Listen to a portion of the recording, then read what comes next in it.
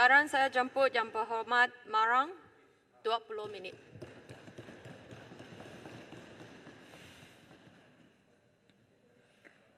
Assalamualaikum warahmatullahi wabarakatuh. Alhamdulillahirabbil alamin. Salatan wa salam ala rasulillah Muhammad. Yang berhormat Tuan Pertua, dalam masa yang terhad, saya terpaksa memendekkan ucapan yang menyentuh perkara dasar dan konsep. Perbahasan bajet tidak sekadar bersifat jumlah keuangan. Mengikut angka besar yang dibentangkan, janji-janji yang banyak, besarnya jumlah peruntukan keuangan yang mencukupi penting juga. Dengan syarat tidak boros dan tidak bocor. Terpenting selepasnya ialah pengurusan yang baik, efisien, adil dan seksama. Mereka yang mentadbir dengan kuasa politiknya, legislatif, yang kuat mesti beramanah, berintegriti, wajib perhubungan baik dengan pentadbiran, eksekutif. Jangan kacau pegawai yang berwibawa, berintegriti dengan alasan politik. Allah Ta'ala memuji pegawai petugas yang berwibawa. Firman Allah Ta'ala, Inna khairu man ista'jarta al-qawiyul amin. Al-Qasas ayat 26. Sesungguhnya orang yang paling baik yang kamu ambil untuk bekerja pada kita ialah orang yang kuat lagi dapat dipercayai. Pemerlu pemisahan kuasa yang tidak diganggu oleh campur tangan politik yang salah.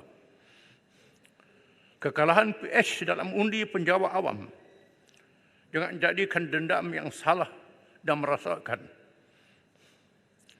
Kalangan politik juga berwibawa pemikirannya dan integriti, mewajibkan pelaksanaan yang adil kepada semua pihak di kalangan rakyat, tanpa mengira agama, bangsa dan penyokong atau pembangkang, atau atas pagar yang tidak berpendirian, bahkan juga terhadap musuh. Firman Allah Ta'ala, wala jama'nakum syana'anu qawmin ala alla ta'dilu. Ya'dilu wa aqrabu littaqwa. Dan janganlah sekali-kali kebencianmu terhadap sesuatu kaum mendorong kamu untuk berlaku tidak adil. Berlaku adillah, itu lebih dekat dengan takwa. Menubuhkan kerajaan bukan sekadar meletakkan jenama kerajaan perpaduan. Sepatutnya mengikut yang ditakrif oleh semua kamus politik dalam semua bahasa, ialah kerajaan tanpa pembangkang. Atau pembangkangnya terlalu kecil. Kalau partinya kecil bergabung dengan rapuh, laksana rumah berdinding kaca, jangan mudah-mudah melontar batu terhadap pihak lain bagi menutup kelemahannya yang ketara. Kerana dindingnya menampakkan segala yang berlaku di dalamnya dan mudah pecah berkecai. Laksana kata pantun, kalau tanya kaji cuaca, kilat petir datang membelah. Kalau rumah berdinding kaca, jangan kacau orang sebelah.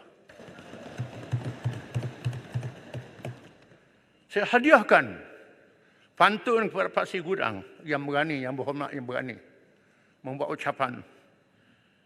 Kayu tengkawang dibuat rumah, rumah dipasang pagar berduri. Kalau lawan dibawa ke mahkamah, kalau mengampu jadi menteri. Berlaku adil terhadap semua, tanpa mengira siapa adalah asas perpaduan.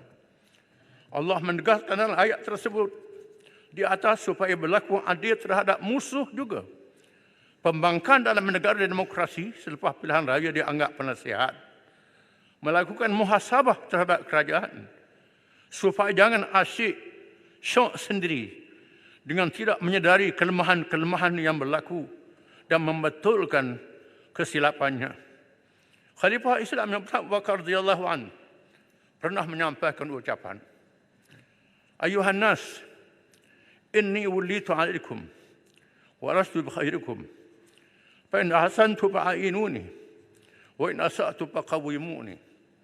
As-sidqu amanah, wal kadhibu khiyanah.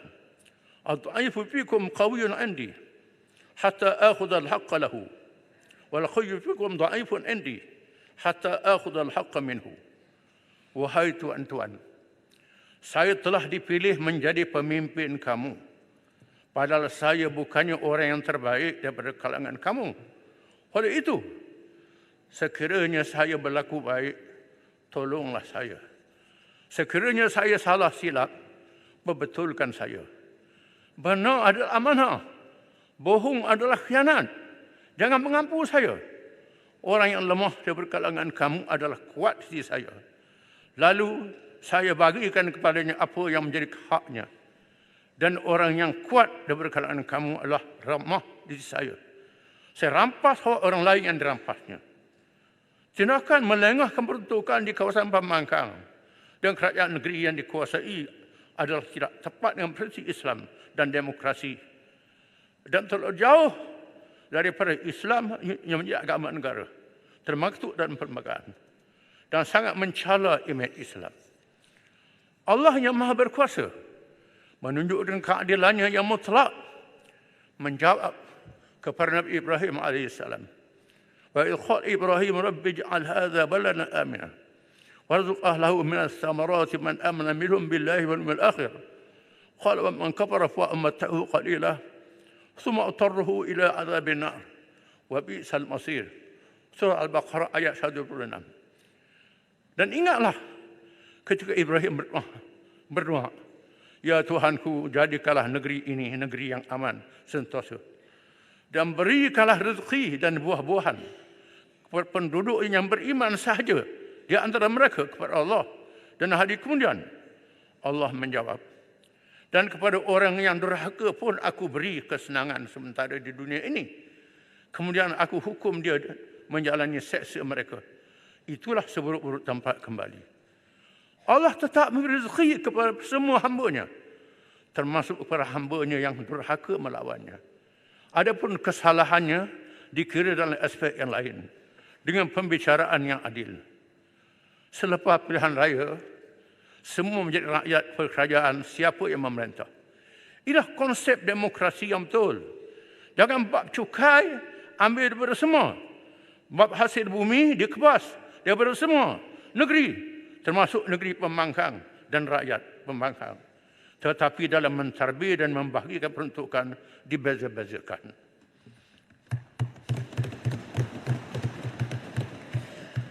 Perlu disedari, berlaku banyak ketinggalan terhadap Melayu dan Bumiputera yang banyak berada di kawasan penanaman buah bandar di pantai timur, utara Semenanjung, Malaysia Timur, Sarawak dan Sabah. Perkara ini berlaku sejak zaman penjajah lagi, mengikut penyusunan masyarakat yang dibentuk oleh penjajah bagi mewujudkan ketegangan di masa hadapan melalui kesempatan memeras semua rakyat tanpa mengira bangsa dan agama, bagi mengadu domba di kalangan mereka dengan meletakkan kaum Cina di kawasan bandar dan Lombong dan kaum India di kawasan estet, membiarkan Melayu dan Bumiputera kawasan luar bandar dengan terwujud jurang ekonomi dan sosial. Tidak boleh dinafikan, ramai juga masyarakat Cina di kampung yang dibentuk oleh penjajah dahulu dan kaum India estate berada dalam keadaan yang sangat miskin. Bukan Melayu saja.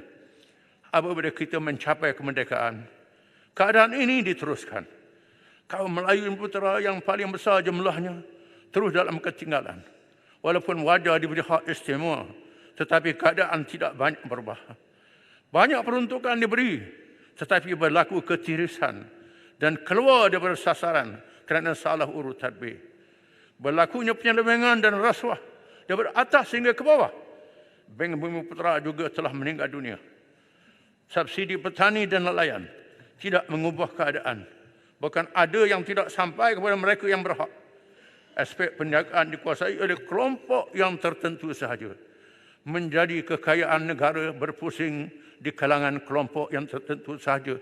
Allah Ta'ala memberi amaran ma afa Allah rasulihi min ahli al-qura falillahi wal rasul dzil qurba wal yata'ammal masih ibn sabil kala yakudulatan bainal aghniya'i minkum.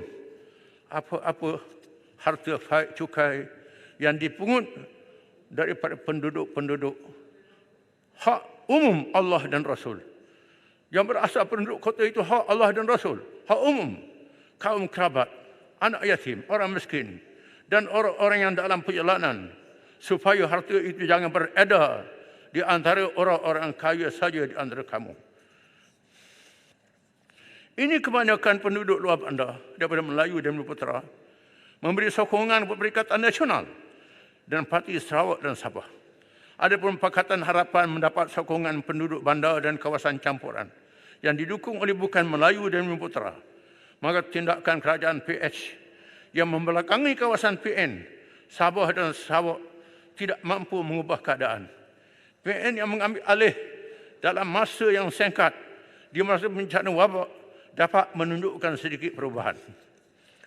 Apabila pengundi muda dan luar bandar menunjukkan protes pada BN ketika PRU 14 kerana kesilapannya dan menolak PS kerana pembohongan janji dan manifestonya, kemudian telah memberi sokongan kepada Perikatan Nasional. Kejayaan menukar kerajaan bukan melalui tebuk atap, tetapi atapnya bocor dan dinding kaca yang berkecai. PRU 15, parti-parti komponen PS tidak mencukupi dan terpaksa menggabungkan semua parti kecil dan segala yang berpenyakit bagi mencukupkan jumlahnya. Dalam kerajaannya yang bergelora, disaksikan oleh rakyat. Kalau jatuh lagi, jangan salahkan kami. Bukan tebuk atap, tapi atapnya bocor, pintunya terbuka dan dindingnya pecah. Tuan Pertua, saya tertarik Menteri Perdagangan Agung berkenaan maqasid syariat. Menteri Keuangan Yang Amat Berhormat juga sebut maqasid syariat. Apakah itu maqasid syariat? Jangan kita hafal perkataan macam burung kakak tua yang tak tahu apa makna dia. Maqasid syariat ialah memenuhi kewajipan menjaga rukun hidup manusia, menjaga agama, menjaga nyawa, menjaga akal, menjaga keturunan keluarga dan menjaga harta. Ini makna maqasid syariat. Menjaga nyawa sudah dinyatakan dalam perlembagaan negara kita bersama.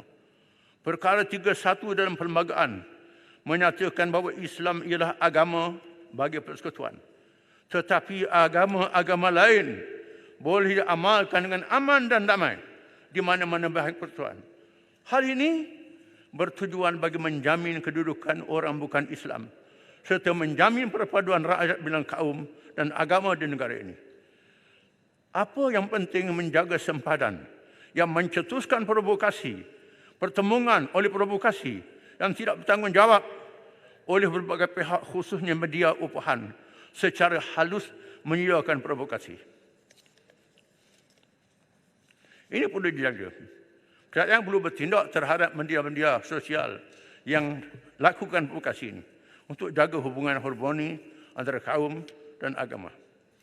Islam lebih menjamin dalam perkara ini. Al-Quran melarang penganutnya melakukan provokasi terhadap agama lain. Firman Allah Ta'ala, وَلَا تَسُبُّوا الَّذِينَ يَدْعُونَ مِن دُونِ اللَّهِ فَيَسُبُّوا اللَّهَ عَدْوًا بِغَيْرِ عِلْمٍ كَذَلِكَ لِكُلِّ أُمَّةٍ عَمَلُهُم ثُمَّ نَأْتِي بِهِم مَرْجِعُهُم فَيُنَبِّئُهُم بِمَا كَانُوا يَعْمَلُونَ. Al-An'am ayat 108. Dan janganlah kamu memaki sembahan-sembahan yang mereka sembah selain Allah, kerana mereka nanti akan memaki Allah dengan melampaui batas tanpa pengetahuan. Demikianlah kami jadikan setiap umat menganggap baik pekerjaan mereka. Kemudian mereka Tuhan, kemudian kepada Tuhan mereka dikembalikan dan dikira perhitungan amalan mereka. Maka amalan provokasi hendaklah dihalang dengan sekeras-kerasnya. Yang kedua, menjaga nyawa atau jiwa. Betapa pentingnya nyawa dan jiwa ini. Allah Ta'ala berfirman, "Annahu man qatala nafsan bighairi nafsin aw fasadin fil ardi faka'annama qatala an-nasa jami'an." wa man ahyaha faka'annama ahya nasa jami'ah. Barang siapa yang membunuh satu manusia, bukan kerana orang itu membunuh orang lain, atau bukan kerana membuat kerosakan di muka bumi, maka seakan-akan dia telah membunuh manusia seluruhnya. Dan barang siapa yang memelihara kehidupan seorang manusia, seolah-olah dia telah memelihara kehidupan manusia seluruhnya. Itulah harga nyawa ditetapkan oleh Islam. Oleh kerana itu, Islam mengharamkan bunuh diri. Membunuh dosa yang besar dalam Islam. Maka Islam mengenakan hukuman yang keras terhadap pembunuh. Maka hukuman bunuh tidak boleh dihapuskan terhadap pembunuh yang sangat ganas, yang tak boleh dibiarkan. Kita jangan terpengaruh dengan teori barat yang menghapuskan hukuman bunuh ini, menyebabkan berlaku keganasan, membunuh anak-anak sekolah. Ini perlu diatasi, perlu dilihat hikmah hukum bunuh yang ada dalam Islam. Namun Islam tidak boleh memudah-mudahkan hukuman bunuh. Dibenarkan pengampunan. Pengampunan dalam Islam, dalam akid bunuh, bukan kepada lembaga pengampun. Lembaga pengampun, raja baik, siapa tak ada hak untuk mengampun. Dalam Islam, yang mengampun ialah keluarga mangsa. Ini yang berhak. Sama ada ditukar pada ganti rugi atau ditukar kepada hukuman melakukan kewajipan, melakukan kebajikan. Yang kedua, hukuman mati mandatory hendaklah dikaji semula. Di sana terdapat kekeliruan dalam hukuman mati mandatory kerana tidak jelas, tidak nyata. Islam mengatakan bukan tak jelas tak boleh jatuh hukum. Contohnya, pemilik senjata api tak boleh hukum mati mandatory. Mungkin dia milik saja, tak bunuh orang lagi, tak boleh hukum mati. Contohnya, pengedar dadah. Berbagai-bagai sebab boleh berlaku. Bukan tak boleh hukum mati, tapi jangan mandatory. Ini jelas dan nyata dalam Islam. Islam juga menjelaskan hukuman bunuh hendak dilakukan dengan baik. Nabi bersabda, fa idza qataltum fa ahsinul qitlah. Bila kamu jatuh hukum bunuh, maka bunuh dengan cara yang tidak menyeksa. Bukan dengan tali gantung, cekik leher. Ini cara yang sangat kuno, cara purba. Mesti dikaji secara saintifik. Iaitu bunuh yang tidak menyeksa. Ini satu hal. Bukan menafikan, tetapi perlu dikaji semula dan perlu dilihat. Yang kedua ialah menjaga akal. Dalam menjaga akal ini, perlunya pendidikan. Pendidikan adalah sangat penting dalam menjaga akal. Pendidikan bagi membentuk masyarakat madani. Banyak cakap tentang masyarakat madani. Banyak. Apa itu madani? Madani ialah tamadun ataupun ad-din. Agama, integriti. Mesti dicampurkan semua. Yang mengulas madani yang positif dalam Islam, dua orang tokoh terkenal. Yang pertama Al-Farabi, yang kedua Ibn Khaldun.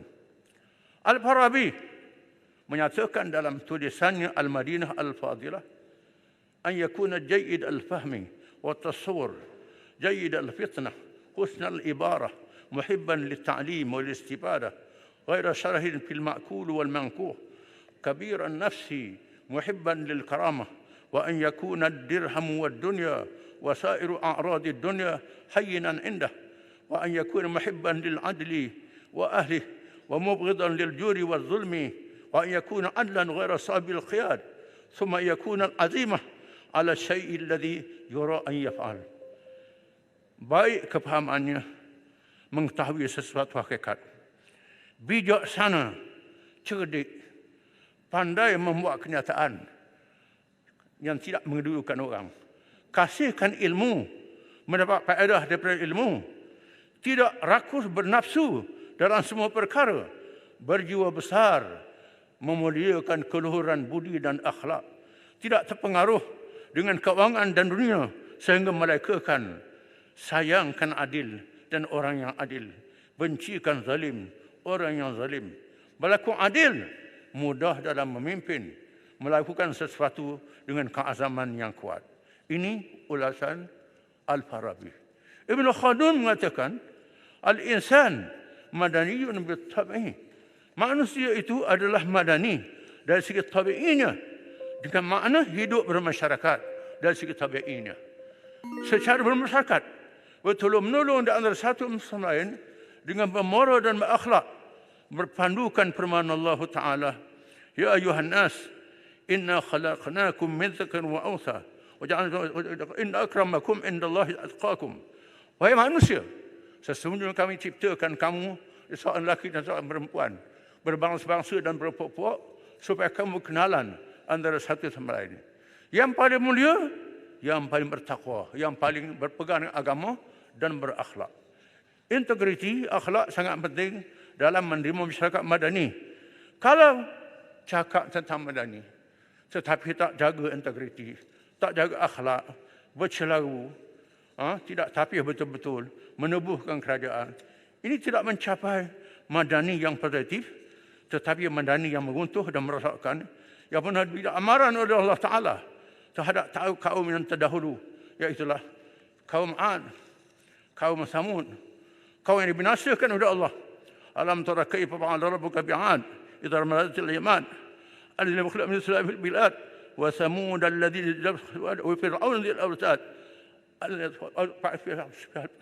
yang bermaksud, kamu tak nampak apa Tuhan buat pada kaum Ad yang mendirikan bangunan-bangunan yang tinggi, kaum Samud yang memahat bukit yang pejal, Fir'aun yang punya badan tentera dan pasak bumi, tetapi mereka melampau. Mereka melakukan kejahatan, kezaliman. Mereka dibinasakan oleh Allah. Ini madani yang negatif. Kita tak tahu madani kita ini madani apa, jenis apa.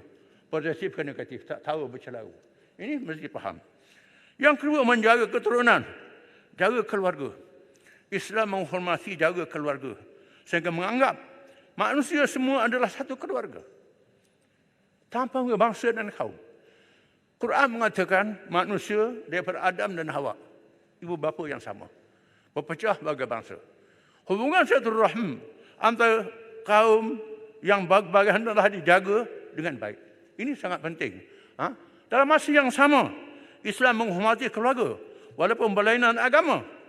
Walaupun seorang anak masuk Islam, diwajibkan menghormati dua ibu bapa yang tak Islam. Mesti jaga kebajikan dia. Ini wajib dalam Islam, bukan sunat. Ini sangat penting. Yang kedua ialah menjaga harta. Dalam menjaga harta ini, dunia hanyalah mengenali dua teori. Yang pertama, teori kapitalis. Yang kedua, sosialis. Sama ada yang ekstrim, liberal kapitalisme, ataupun komunisme. Ini mereka kenal.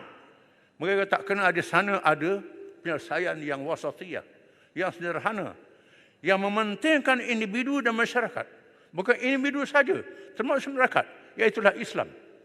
Islam mewajibkan zakat kepada orang kaya, mengenakan cukai kepada mereka yang berada, dengan tidak menghadkan kekayaan, tak mengampas harta orang kaya, tetapi meletakkan tanggungjawab yang besar. Dalam masa yang sama, melaksanakan ekonomi rahmah. Saya tertarik dengan menu rahmah ni. Nabi kata rahmah ni mestilah holistik. Bukan rahmah jual barang makanan saja. Penjual. Disebut dalam hadis, rahimallahu rajulan samahan idza ba'a wa idza ishtara wa idza iqtada. Allah Taala beri rahmat kepada orang yang bertimbang rasa, yang menjual, yang membeli, yang berhutang piutang. Semua sekali kena ada rahmah. Jangan yang jual je kita minta rahmah. Jual ayam potong kecil-kecil. Kerana harga ayam mahal. Kerana yang jual ayam tak ada rahmah. Dalam masa yang sama pula, pinjam dengan alung. Pinjam alung. Alung tak ada rahmah. Jadi rahmahnya tu holistik. Dengan Islam mengharamkan riba dengan sekeras-kerasnya. Yang ribanya sampai mereka antarabangsa, Bank Dunia pernah berlaku, mereka antarabangsa berlaku masa dulu. Islam mengharamkan riba dengan keras. Dengan sebab itulah saya masih ingat lagi tahun 98 bila berlaku krisis ekonomi, orang jadi menteri keuangan daripada menteri sekarang nak selesai masalah ekonomi masa itu, nak buat pinjaman dengan IMF. yang ribanya tak tahu dah menekan negara asing. Tun Mahathir masa itu bertindak menyelesaikan masalah ekonomi. Ini saya baca dalam artikel yang dibuat. Bukan di kabangan ada ni. Ini tu sebab itu.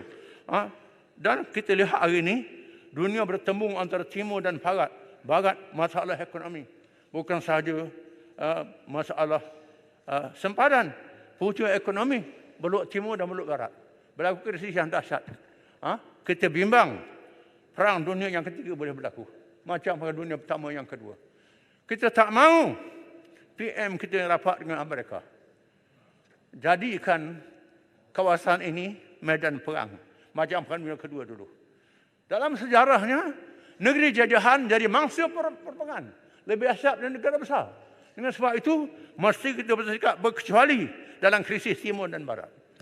Jangan perlu Amerika sangat. Ini saya nak ingatlah. Yang Berhormat Marang, sudah pukul 1. Ya, saya nak gulung.